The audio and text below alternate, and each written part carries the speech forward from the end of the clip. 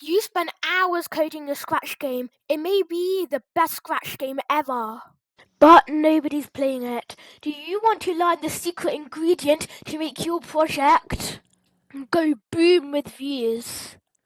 Well, it's not code, it's not luck, it's thumbnails. If your thumbnail does not slap, no one is clicking on your project, no matter how good it is. Think about it. When you scroll through the Scratch page, what makes you click on a game? It's not the title, it's not the idea, it's the thumbnail. Now, I'll admit it, making a thumbnail is not easy. You could use Scratch's built-in photo editor, or you could use Canva. Now, once you made your thumbnail, do when green flag clicked, show, wait 0.1 seconds, then hide. Now what this will do is make the first frame the thumbnail, so that Scratch makes this bright the thumbnail.